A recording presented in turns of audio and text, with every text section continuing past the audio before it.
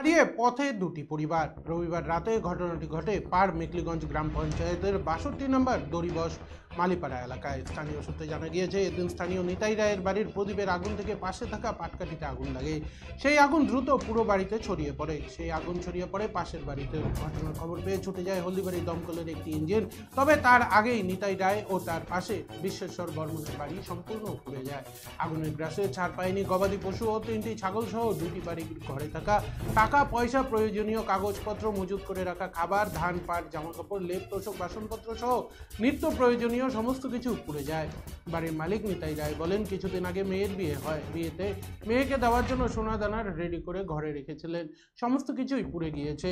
এদিন ঘটনার খবর পেয়ে সেখানে যায় পাড় মেকলিগঞ্জ গ্রাম পঞ্চায়েতের প্রধান রমানাথ বর্মন সহ এলাকার জনপ্রতিনিধি সহ হলদিবাড়ি থানার পুলিশ কর্মীরা। স্থানীয় সূত্রে জানা যায়, পরিবার দুটি খুব অসহায়। তারা দিনমজুরের কাজ করে। তাদের মাথা গোঁজার ছাদগুলো আগুনে কেড়ে নেওয়ায় পুরোপুরি পথে বসে গিয়েছে ওই পরিবার দুটি। স্থানীয় পঞ্চায়েত প্রধান রমানাথ বর্মন বলেন, তারা পরিবার দুটির পাশে রয়েছে। বিষয়টি হলদিবাড়ির ভিডিওকে জানানো হয়েছে।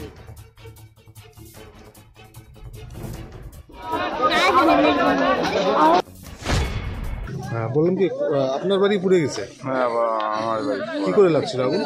কি করি আমি তো বলতে পারলাম না, হাট গেছি আমি বলতে পারলাম না। মুই ওই বাজার খবর শুনলো, তারপরে আসলো তো কোয়া পারলো না। কি কি ক্ষতি হয়েছে? হ্যাঁ, কি ক্ষতি হয়েছে? ধান বোধ হয় 30 মনের মতন দিয়েছে। বাড়িতে ঘর কয়টা পড়ছে? ঘর 3টা পড়ে হয়েছে। 3টাই ঘর বাড়িতে?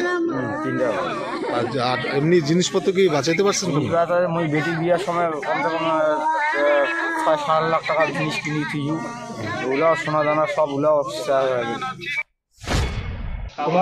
সেটা তো এসে আমিও দেখলাম, মানে যেটা দেখলাম যে এটা সত্যিকারে একটা খুব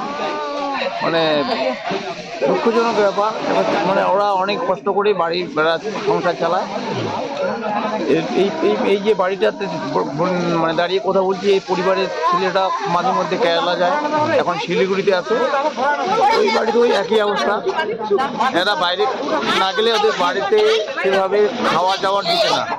অনেক কষ্ট করে এই যে ছাপড়া বাড়ি এটা করছে, এবং ঘরের কিছু চাল ডাল, হ্যাঁ, ওদের যা কিছু কাপড় চোপড় সমস্ত কিছু আজকে নষ্ট হয়ে গেছে। এদের জমি জায়গা কোথায়? জমি জায়গায় একটু হয়তো কোথাও আছে, নিজস্ব জমি বলতে নাই, ওই পরিবারেরও নাই। হ্যাঁ, এরা মানুষের জমি কোনো সময় পাইলে আবার এই চাষাবাদ করে।